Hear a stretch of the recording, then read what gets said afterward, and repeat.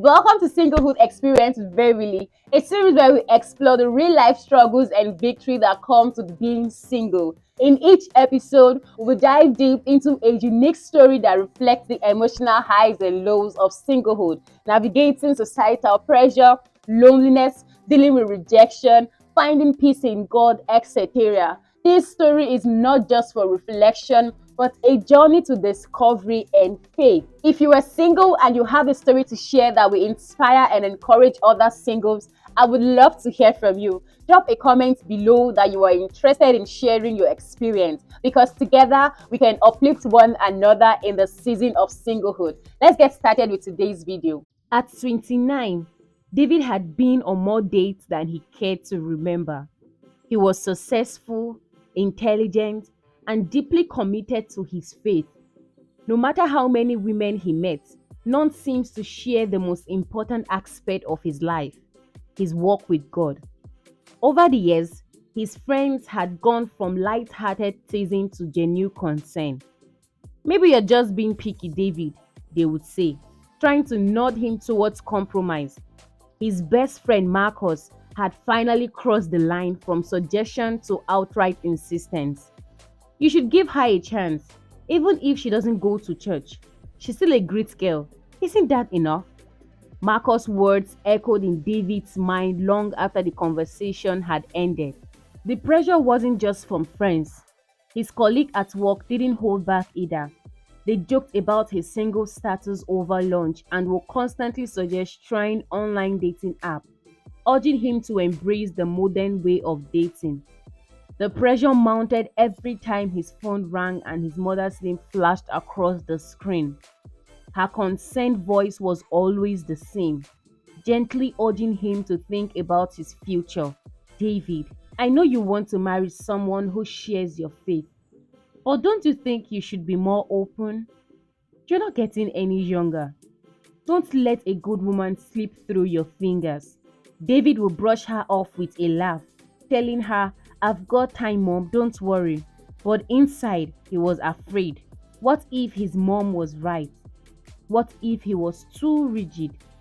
What if waiting for a woman of faith meant he would end up alone? One evening, after a long day at work, David felt more confused than ever. He had been chatting with a woman he met through a dating app. She was everything he thought he wanted: charming, ambitious, and fun to be with. But there was one issue: she didn't have the same faith as his. Religion wasn't her thing, she said. David hesitated at first, but the growing loneliness and fear of missing out led him to think, maybe it's not a big deal. Maybe this is the best I would find. That night, he met her for dinner. She was even more charismatic in person, and the chemistry between them was undeniable. Yet, as they talked, she made a casual remark about his commitment to church, calling it kind of intense. David laughed it off, but the comment stung. Over the next few weeks, as the relationship deepened, he felt an unsettling tension. The more time they spent together, the more he realized that their value didn't align. She did not understand the need for prayer or why his faith shaped every decision he made. And slowly, David felt himself drifting away from the man he wanted to be into the territory of compromise. The internal battle grew. He wanted companionship, someone to share his life with, but he also wanted a partner who would stand with him in faith, who would pray with him and share in his commitment to God. "Maybe I'm asking for too much," David thought one night lying awake in his bed. "Maybe I'm being unrealistic." The weight of compromise began to press down on him, and he felt himself justifying the relationship in ways he never thought he would. But late one evening, while reading his Bible, David came across 2 Corinthians 6 verse 14. "Do not be on equal yoke with unbelievers." The words cut deep, and he knew in that moment that he couldn't continue down this path. The relationship, though tempting and filled with chemistry, wasn't what God had for him. He realized that compromising his faith, even in small ways, would ultimately lead him away from God's purpose for his life. With a heavy heart, David made the difficult decision to end the relationship. It wasn't easy. There was long, lonely nights and moments of doubt that whispered, "Did you make a mistake?" But over time, a season of peace settled in his heart. He realized that by not compromising, he had remained true to his faith and his commitment to God.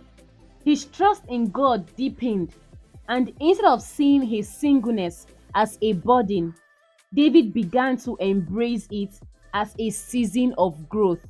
In that time, David grew closer to God, finding peace in prayer, scripture, and community. He began to see his singleness not as a failure or delay, but as a gift, an opportunity to prepare for the future God had in stock for him, one that will be filled with purpose and, in time, the right partner who shared his faith. And with that hope, David walked forward, no longer fearing loneliness, but embracing the beauty of God's perfect timing. You complete me. You're more than enough for me.